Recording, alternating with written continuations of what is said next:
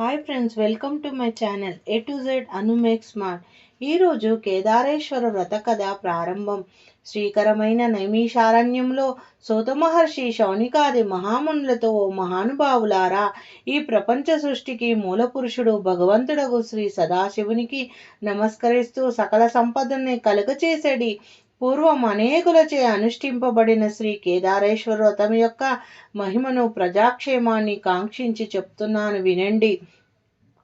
ఈ వ్రతం పూర్వము పర్వతరాజపుత్రికైన పార్వతి ఆచరించి ఇపిస్తార్థ సిద్ధిని పొందింది. ఈ వ్రతం ఆచరించిన వారికి, వ్రత మహిమను విన్న వారికి ఆయురారోగ్య సత్కీర్తులు కలుగుతాయి.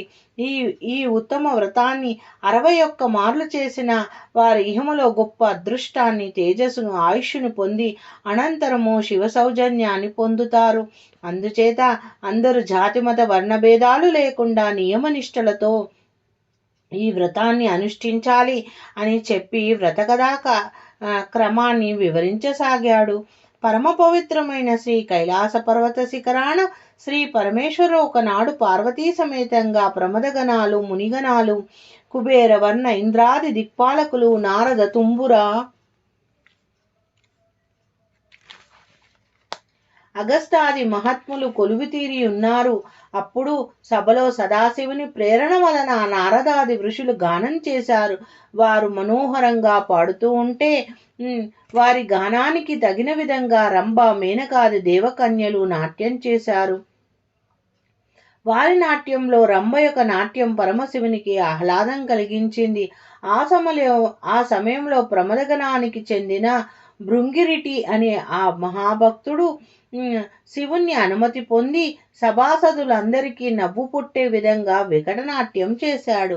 ఆ నాట్యాన్ని చూచిన సభాసదులు నవ్వులకు పర్వత గుహలు మారుమ్రోగాయి.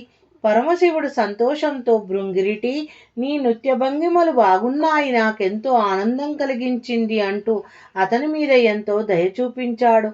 తన వికట నాట్యంతో అందరి మన్ననలు పొందిన భృంగిరిటి పార్వతీదేవిని విడిచి పరమశివునికి మాత్రమే ప్రదక్షిణ నమస్కారములు చేశాడు.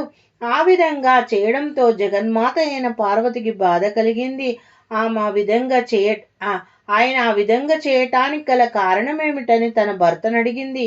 అప్పుడు సదాశివుడు మందహాసం చేస్తూ, దేవి, బ్రహ్మజ్ఞానులు నీకు మొక్కరు, వారికి నీతో పని లేదు అన్నాడు. ఆ మాటలు విన్న పార్వతికి కోపం వచ్చింది. తాను శక్తి స్వరూపిణ్ణని, సర్వ సృష్టికి తానే ఆధారమని భావిస్తూ ఉండడం వల్ల తాను శివుణ్ణి విడిచిపెట్టి తన శక్తినంతటిని ఆకర్షించుకుంది. ఆ పురాణ దంపతులు ఒకరికొకరు దూరం అవ్వడం వల్ల వియోగాగ్ని మూలంగా చిక్కశల్యులుగాను కనిపిస్తున్నారు.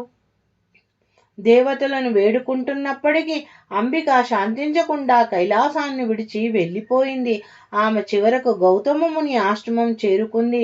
ఆశ్రమంలో ఆమెకు ఎవ్వరు కనిపించలేదు. అందుచేత గౌతముడు వస్తాడన్న దృష్టితో అక్కడే ఉండిపోయింది. హోమానికి పనికి వచ్చే సమిదలు, దర్భలు, పండ్లు మొదలైన వాటిని అడవిలో సేకరించుకొని గౌతముడు తిరిగి తన ఆశ్రమానికి వస్తూ తన ఆశ్రమాన్ని చూచి ఆశ్చర్యపోతూ, ఏమిటి వింత, నా ఆశ్రమం ఇంత తేజోవంతంగా కనిపిస్తుందేమిటి అని అనుకుంటూ ఆశ్రమంలోనికి ప్రవేశించి జగన్మాత అయిన పార్వతీదేవిని చూచి అతిథి పూజలు చేసి ఆమె రావటానికి గల కారణం ఏమిటి అని అడిగాడు. ఆమె తన దుఃఖాగ్నిని గల కారణం చెప్పి అతన్ని కూర్చోమని చెప్పి, ఓ భగవంతుడా, యోగులందరి చేత పూజలందుకునే ఆ పరమేశ్వరుని యొక్క అర్ధభాగం నాకే విధంగా లభిస్తుందో అటువంటి వ్రతాన్ని ఒకదాన్ని నాకు ఉపదేశించమని అడిగింది.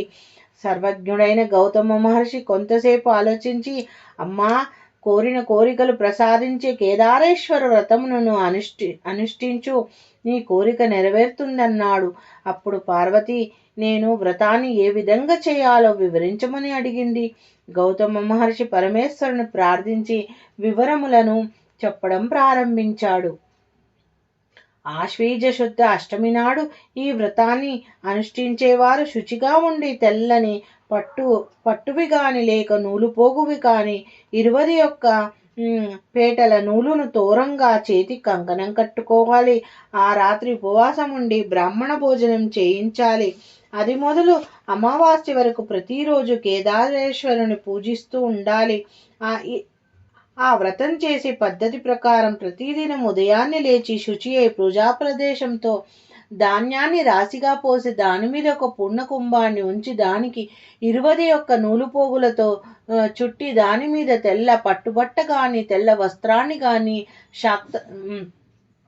శక్తి అనుసారం నవరత్నాలు గాని బంగారాన్ని గాని వెండి గాని వీని ఎందు ఉంచి గంధ పుష్ప అక్షంతాదులతో ఆ కలశాన్ని పూజించి ఆ తరువాత 21 మంది బ్రాహ్మణులు పిలిచి కాళ్ళు కడిగి పీట మీద కూర్చుండబెట్టి పురోహితునికి ముందుగా పూజ చేసి తర్వాత బ్రాహ్మణుల 21 మందిని పూజించాలి. ఆ తర్వాత కలశమందు కేదారేశ్వరుని ఆహ్వానం చేసి షోడోపచార పూజలు చేస్తూ నవగాయ పిండి వంటలో పాయసం, పాలు, పెరుగు, నెయ్యి, తేనె మొదలైన వాటిని వివిధ రకాల పండ్లు నివేదించి తాంబూల నీరాజన మంత్ర పుష్పాలతో స్వామిని స్తుతించి బ్రాహ్మణులందరికీ దక్షిణ తాంబూలాదులు ఇచ్చి సంతోషపరిచి వ్రతాన్ని పూర్తి చేసినట్లయితే కేదారేశ్వరుడు సంతోషించి సకల దేవతలతో వచ్చి నీకు స్వదేహములో అర్ధభాగాన్ని ఇస్తాడని చెప్పాడు.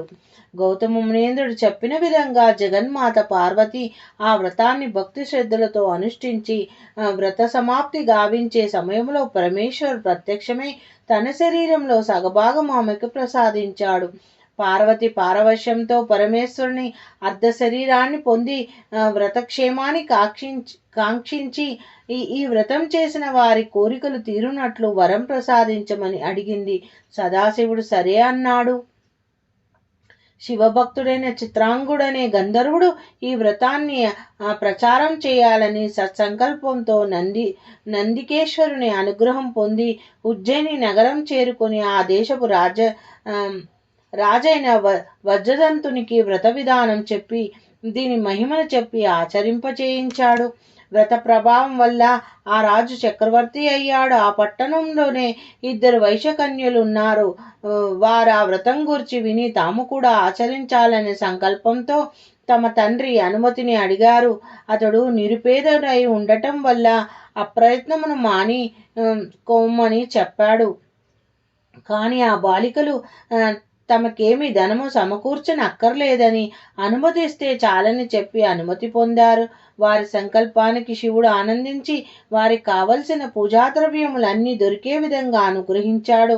వారిద్దరూ ఒక మర్రి చెట్టు కిందకి పోయి మొదట కంకణం కట్టుకొని యథావిధిగా వ్రతమును ఆచరించారు. శివుని అనుగ్రహం వల్ల వారు మంచి రూపాన్ని, దీర్ఘాయువును, తరిగిపోని సిరి సంపదలను పొందారు.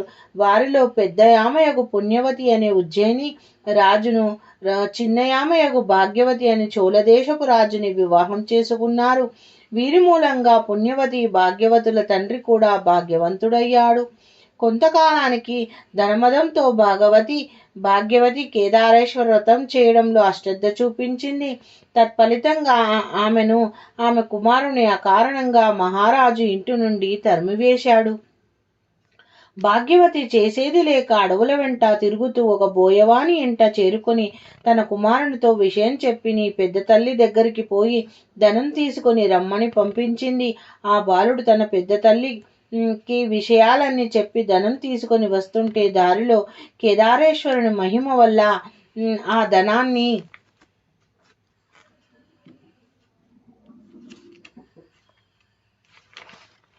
దొంగలు దోచుకున్నారు.